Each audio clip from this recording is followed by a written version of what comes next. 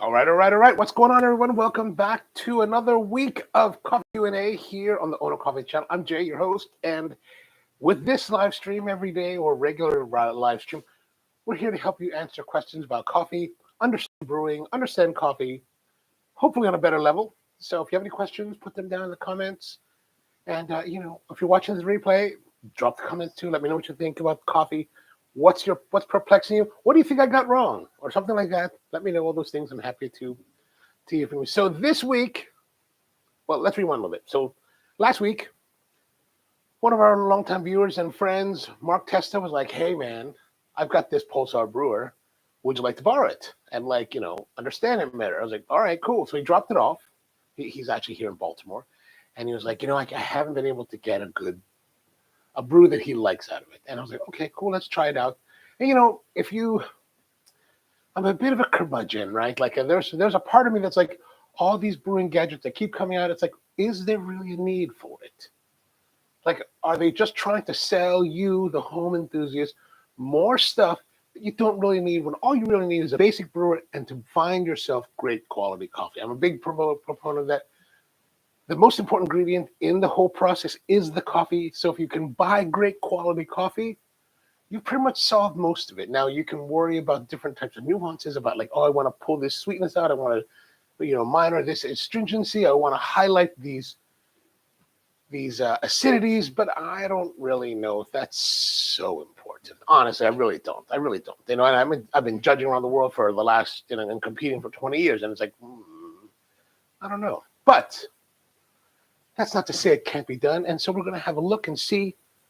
This week, we're going to dive into the Pulsar Brewer from NextLevel. NextLevel is known for making something called the L10 brewer, something like that. To be honest with you, I'm not as up to date with all the brewing stuff. Like, I know Hoon from Hoon's Coffee, and I always watch his channel. He's always got all these new stuff that he's trying out, like the tricolate and all these other ones. I only know tricolate because I watch his channel. And so when Marc gave it to me, I'm like, okay, let's try it. So I did try it on last week's Coffee and Cigars live stream on the Ono Live channel, which happens every Thursday night at 8 p.m. And so we used this last week, but I used my own basic recipe for it, and I thought we had great results, like perfectly wonderful results. But was it different than brewing other coffee methods? I didn't think so. It's like, okay, well, it's just another way of brewing coffee, and the results are generally similar. What's up, Mad Mofo? How you doing, Inting? Good to see you, man. And but you know what? It's time to be open to new things because it can't be the old guy at the club all the time. And so we're going to get into this, and we're going to try different recipes each day this week using the same coffee. So let's first get into the coffee so that you understand the coffee that we're using. This is a coffee that's called called the Churumpampa from Cajamarca, and this is the coffee. It's from Peru.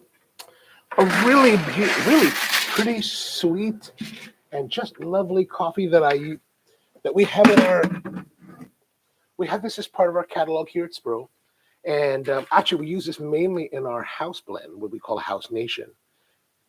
So it has some nice chocolate notes. It's really a very pleasant, sweet, chocolatey, round coffee. Really nice. Looks like we had a little bit of a blowout there. Huh. We'll throw that away. Anyway, so as you can see,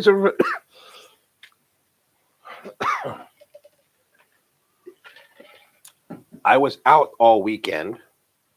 One of my friends is visiting from Atlanta, and so he called me up. He's like, "Well, let's go out, man." So we ended up at the cigar shop all weekend. I mean, Saturday and Sunday, and they had this big outdoor patio. So we're out there smoking cigars, hanging out, having a party. Like, actually, there was a big party on Saturday. It was like a club. It was crazy, and like, I have been out in the cold the entire weekend. So, Saturday we're out there at the club, at the cigar shop, and then Sunday morning we're out shooting, and then Sunday afternoon into last night we're out again.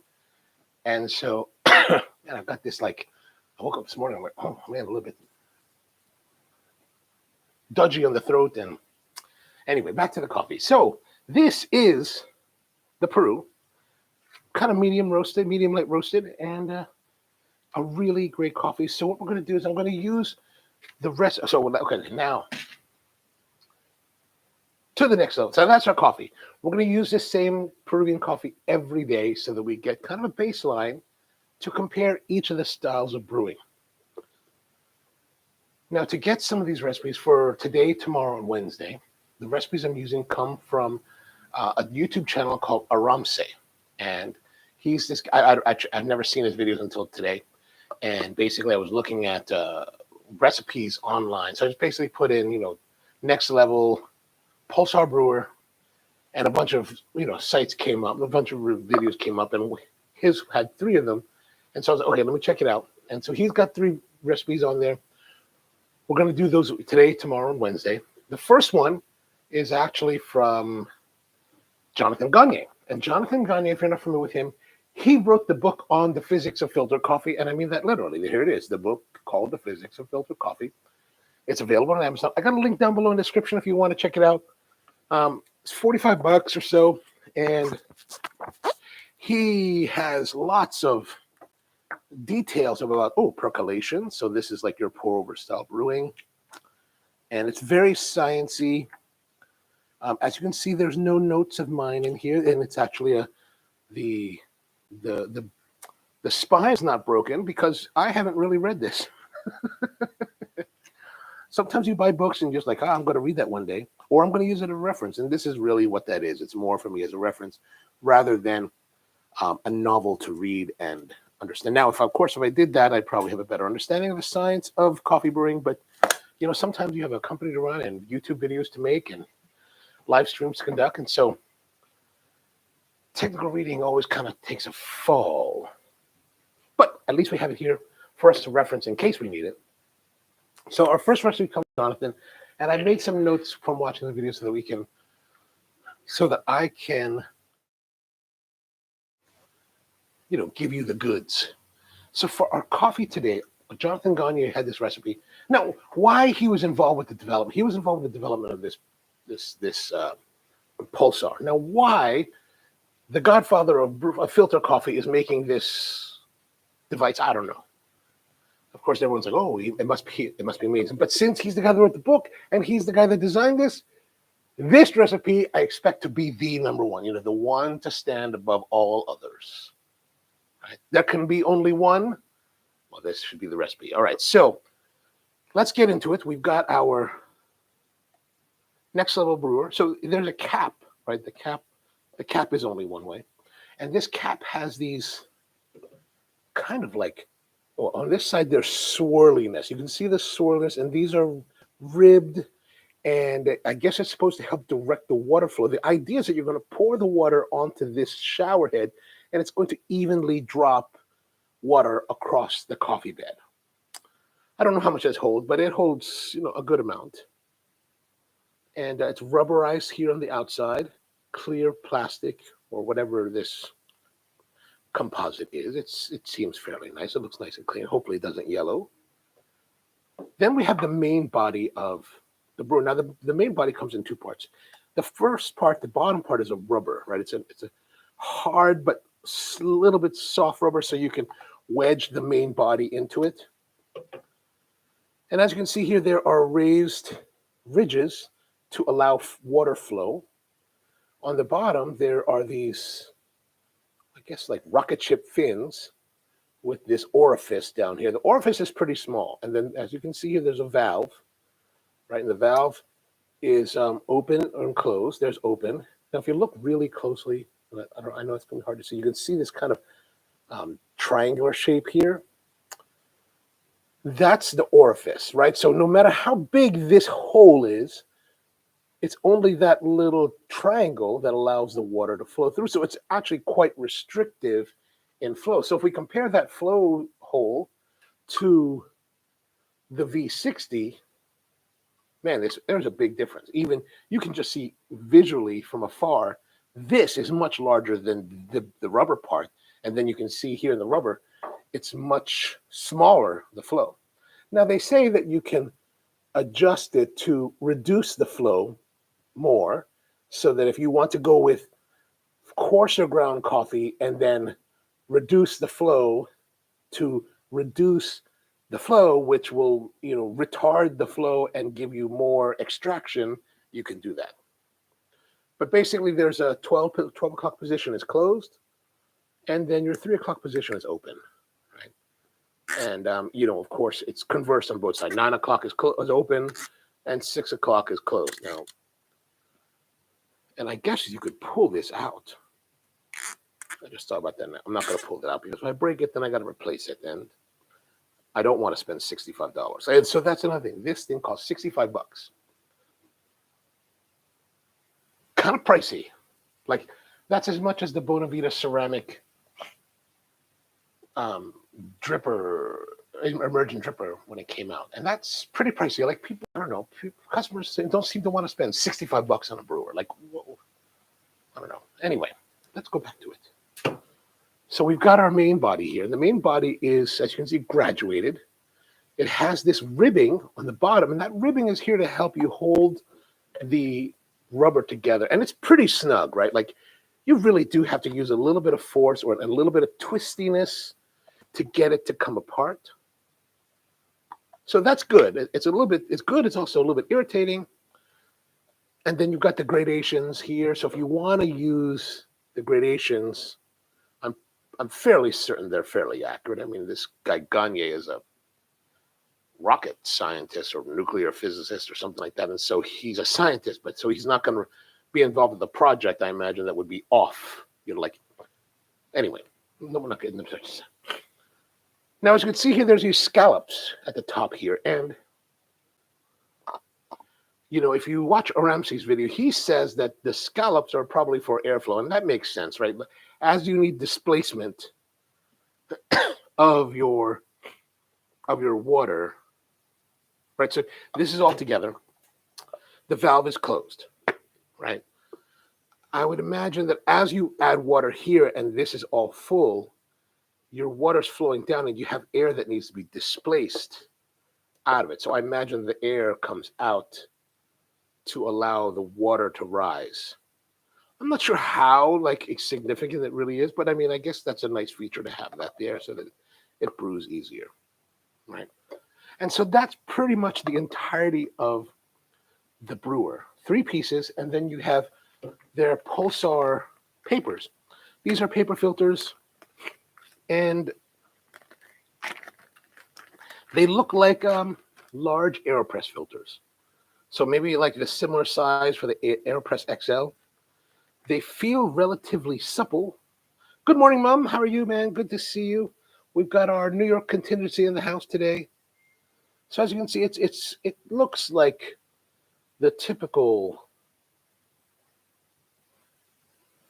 brewing paper. Like, it's not Chemex quality or thickness. This is just like brewing paper that's been stamped out, I imagine. Maybe there's more to it. Who knows?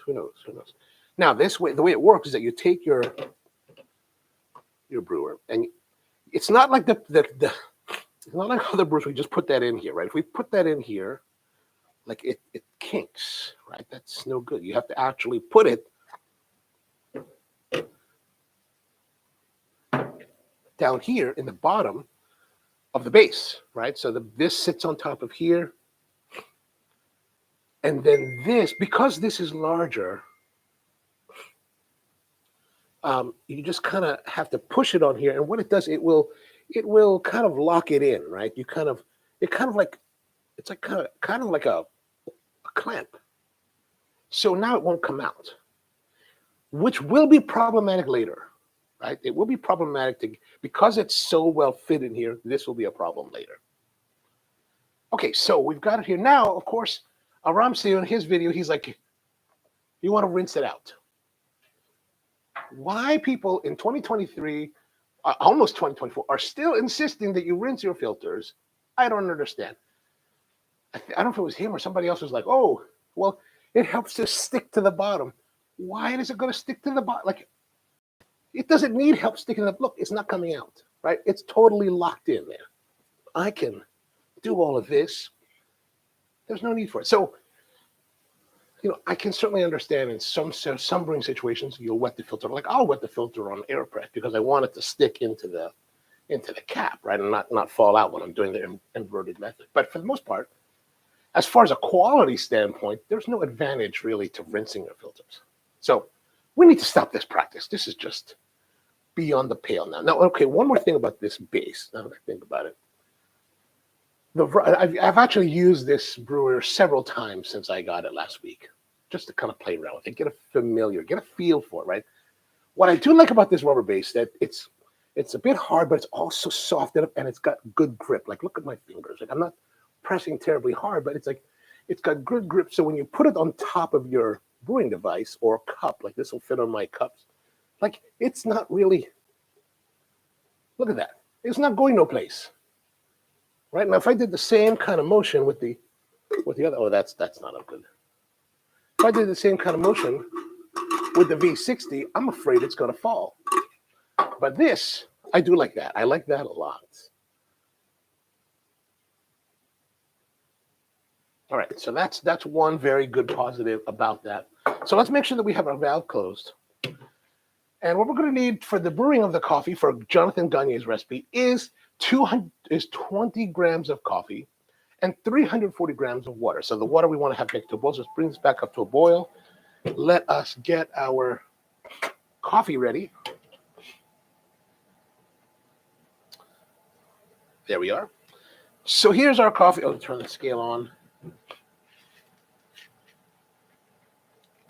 We're going to need 20 grams and 340, which is, if you remember our recipe here on the show, and it's Spro, 2 grams for every 2 grams per every finished ounce. So for our 12-ounce cup, 350 grams, we're going to use 24 grams of coffee. Here, 340 grams of water, so almost the amount of water we're using, but with a little bit less coffee. So 20 grams instead of 24. All right, there we are. Now, the specification that is given to us in ARAMSE's video from Gagne is that the coffee should be ground to 800 microns. Now, yes, I know they sell these little rakes that you can use to help measure that, but who in God's name is really going to worry about 800 microns in a home setting? Like, that's just not happening. Like, I don't even care about that. Like, what I want is I'll just use the grinder, kind of work it in. But that's the way to kind of think about it. You want it slightly coarser than your typical pour-over brew. So if we're normally here on our pour-over brew, we're just going to go dial it a little bit coarser, right? And that should give us right around where we want to be. All right, so let's start grinding.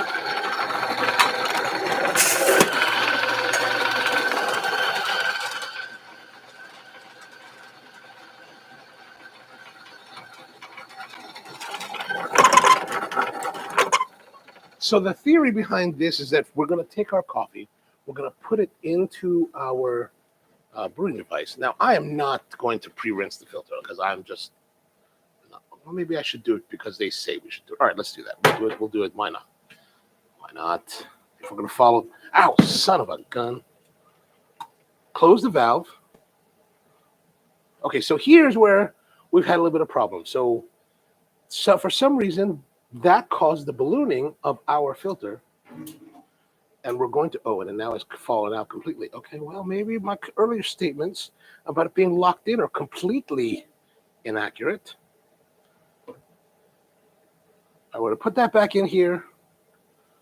Okay, this would not have happened if I didn't bloom.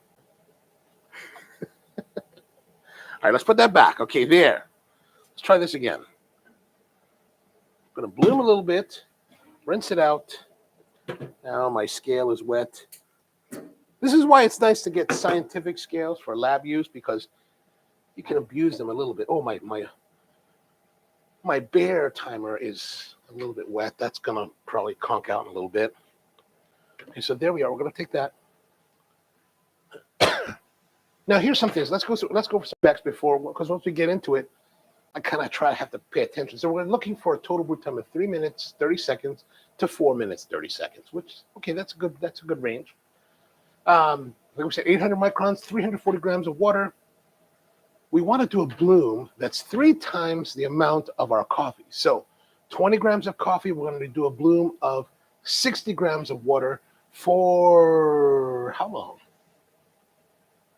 A minute, for the first minute. And then we're going to, what are we doing? We're going to swirl, wait 60 seconds, open the valve, and pour it down to raise. Open valve. I think open valve. So there's a part here. Oh, yeah. So here it is. Open valve to let loose air pockets.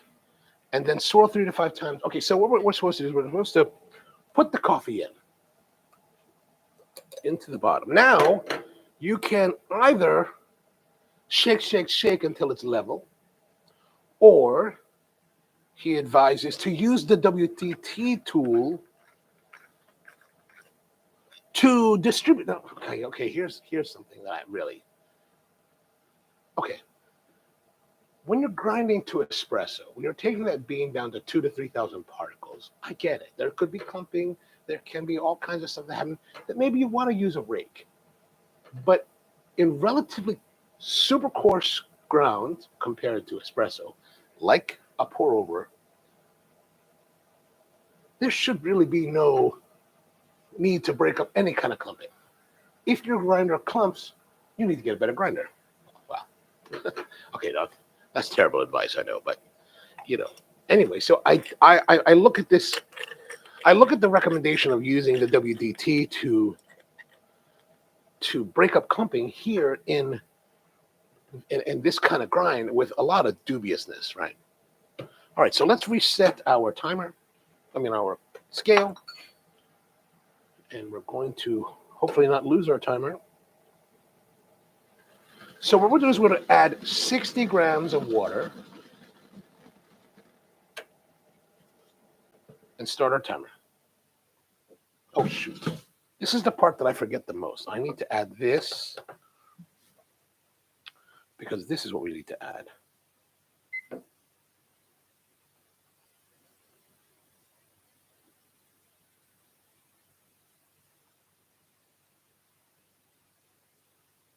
I'm trying to be very meticulous. There we go, 60 grams. Let's go look at the way that it's going through.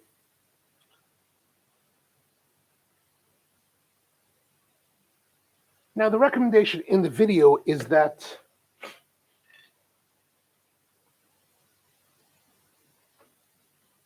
we want to open the valve slightly to allow airflow through, because there's pockets under here, or the potential, and like that's not exactly how it works, right? Like why would there be pockets? I don't get it.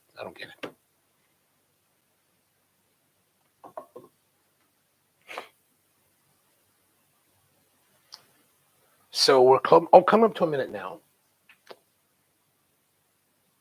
Now, in the video, it says that we want to swirl the coffee because we want to level the ground. Okay, I get the fact that you want to, swirl the coffee to get some, make sure that it's agitated and to make sure that everything is saturated. But as the reason to be leveling the grounds, I think that is water is self-leveling. So I think that's a little bit dubious. All right, now so we've added 60 grams. I'm going to have to reset because I forgot to put this back on there.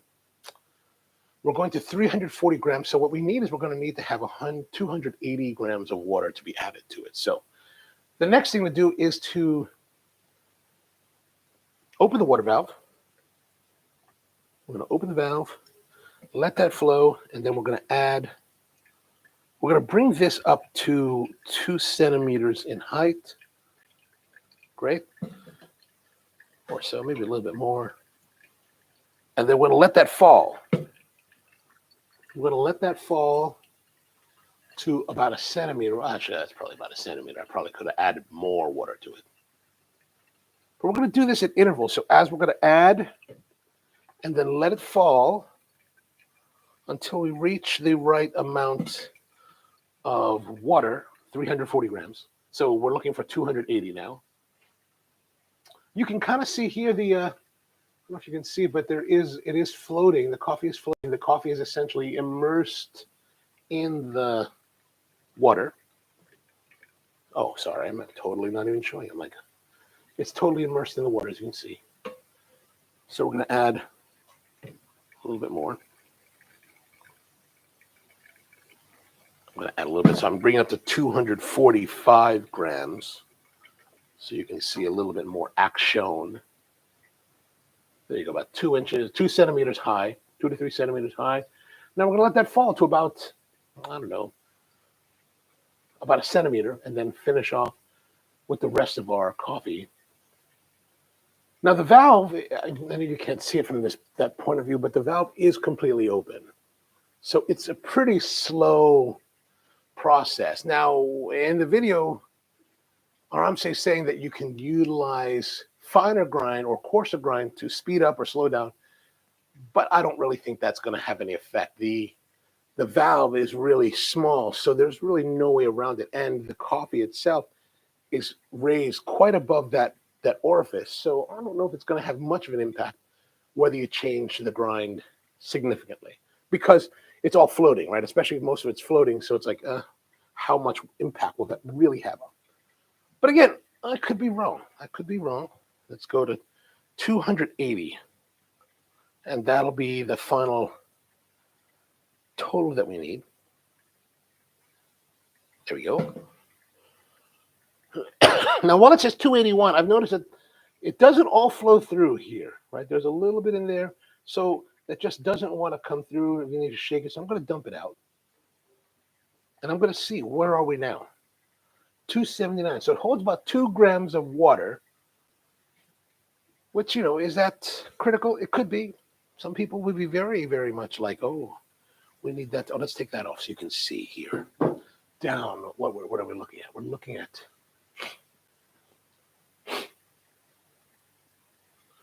And we're rolling, 4 minutes, 47 seconds. Okay, so I don't know if that's really... So we're past the 4:30 window.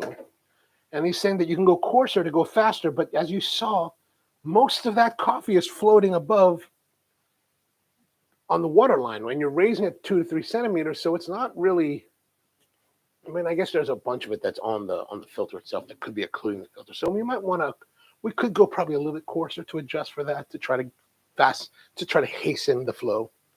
All right, so I'm going to say we're probably closer to 5 minutes. All right. Now let's talk about cleanup, right? So cleanup's it's. I'm going to take that off, and it's relatively somewhat simple. Like, you've got this, and I'm just going to tap that into the trash can. But here's the problem. Like I said earlier, I'm tapping the trash can. This does not want to come out. So now you have to dig into it, and because it fits really well into it, sometimes it can be a little bit difficult to get out, but this time was easy. And then from here, you've got a little bit of residue. So now you just got to rinse all that out. And because it's all on the edge like this, like, it's kind of it's a pain.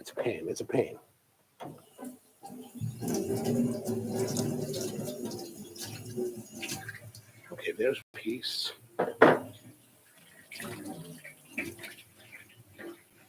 And there's the other one. Okay, so we just rinsed it out a little bit, and that'll give us a nice cleanliness to it. All right, now let's have a look at our coffee.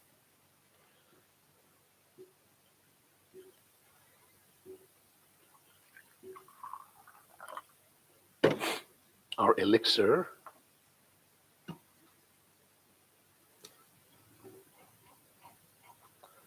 It smells a little bit more raw.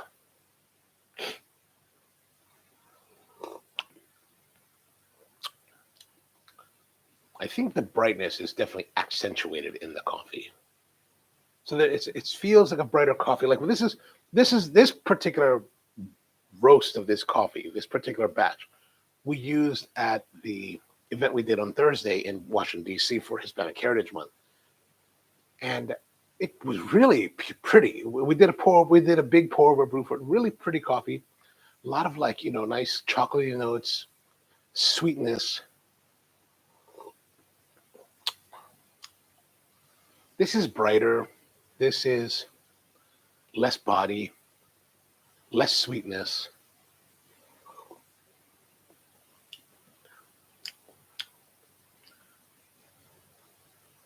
A little bit dry on the finish. Actually, not as exciting. Actually, to be honest with you, like when we were at the event last week, our friend Jen, she was working the table that was serving the Peru, and I was doing the Ecuador coffee, the one that we did on the last episode, 77. And I was tasting her coffee every once in a while because it's the one that I roasted, and I really liked it. I was like, oh, it tastes really great. This is not this. This doesn't have the same experience. Of course, it could be the days difference. We're 5 days since that time. I mean, this is definitely much more of a bright, light-bodied kind of brew. And so perhaps this type of brewing method and this recipe for the Next Level Pulsar is about exploiting or, enhancing the brightness of coffee. And like a lot of people in especially coffee in modern times, especially professionals, are very much into the light and bright, which I think it can have a place, but not everything. Like, especially coffee that I'm roasting that's not really meant to be light and bright. Like, this is more light and bright. So I don't know. Not bad. Not bad. I'm not blown away. It's not like, and this is, don't get me wrong, this is actually my coffee. I selected it from the catalogs. I roasted it for the event, and I'm brewing it now. And so, it is light, it is bright. It's got, but the sweetness is diminished, the chocolatiness diminished. A lot of the characteristics that I like in this coffee are diminished by this brewing recipe. I can see why Mark was saying that he's been having difficulty getting something that he really likes out of it. All right. Well, I guess that's pretty much it for today. We're back again tomorrow with the continuation of Pulsar Week.